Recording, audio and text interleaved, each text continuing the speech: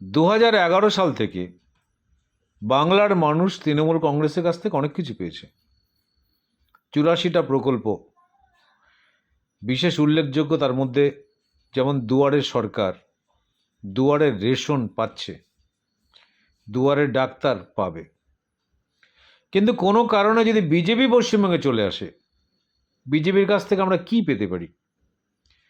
দুয়ারের সরকার 3000 টাকা বলছে দেবে, না না না না, এরা দেবে না।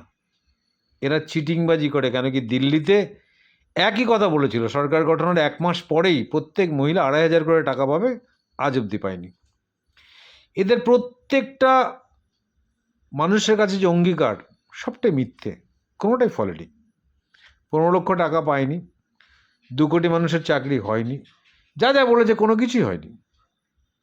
কিন্তু একটা কথা আমি দৃঢ়তার সঙ্গে বলতে পারি, যদি কোনো কারণে বিজেপি সরকার পশ্চিমবঙ্গে চলে আসে, পশ্চিমবঙ্গবাসীকে কিন্তু বিজেপি একটা জিনিস দেবেই দেবে, দুয়ারে ধর্ষক।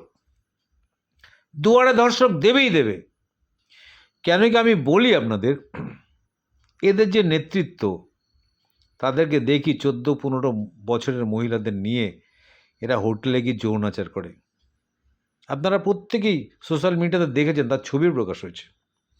এবং রাস্তার ধারে, মেইন রাস্তার ধারে পাশে ফুটপাতে গাড়ি দাঁড় করিয়ে রাত্রিবেলা উলঙ্গ হয়ে এরা সেক্স করে রাস্তার ধারে কুকুরের মতো।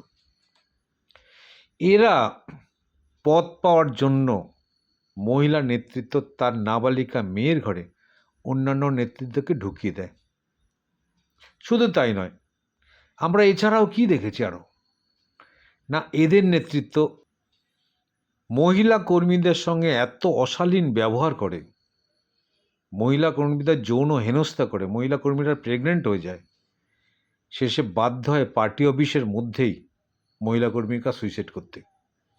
শুধু তাই নয়, আমরা দেখেছি পার্টি অফিসের মধ্যেই এরা মহিলাদের নিয়ে এসে রেপ করে। 61 বছরের মহিলাদেরও এরা ছাড়ে না। এদের যে সভাপতি শ্রমিক ভট্টাচার্য, যে মহিলার সঙ্গে যৌনাচার করতো, সে কিভাবে সোশ্যাল মিডিয়াতে সোচ্চার হচ্ছে আপনারা প্রত্যেকে সেটা জানেন।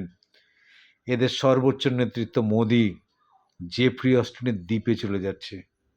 জেফ্রি অস্টিনের দ্বীপে ভারতীয় মহিলারাও পৌঁছে যাচ্ছে। কিভাবে দিল্লি থেকে মহিলা নিখোঁজ, উত্তরপ্রদেশ থেকে মহিলা নিখোঁজ, গুজরাট থেকে মহিলা নিখোঁজ, সে আপনারা জানেন। কোনো কারণে যদি পশ্চিমবঙ্গে এই বিজেপি ক্ষমতা আসে, বাঙালি মেয়েরা এই নন বেঙ্গলির ওপরে এমনিতেই কমফোর্ট বোধ করে না। এই নন বেঙ্গলি পুরুষরা, নন বেঙ্গলি বিজেপির নেতৃত্বরা বাঙালি মেয়েদের ওপর ঝাঁপিয়ে পড়বে, বেরোতে দেবে না রাস্তায়। দুয়ারে ধর্ষকেরা পৌঁছাবে, এদের এটাই কালচার। সেই কারণে পশ্চিমবঙ্গের সমস্ত নাগরিককে বলবো, সচেতন নাগরিককে বলবো, এদের প্রত্যেকটা নেতৃত্বের ইতিহাস জানুন, ইতিহাস ঘাটুন, তারপরে চিন্তা করবেন এদেরকে ভোট দিয়ে পশ্চিমবঙ্গে আনবেন কি না। এদের ভোট দিয়ে আনা আর দুয়ারে ধর্ষক আনা দুটো একই কথা। আপনার বোন, আপনার মেয়ে, আপনার বৌদি ইজ্জত রাখবে না এরা কোথাও রাখেন। অন্যান্য রাজ্যে, প্রত্যেক রাজ্যে খবর নিন, যে উদাহরণগুলো আমি দিলাম একটাও কিন্তু মিথ্যে নয়।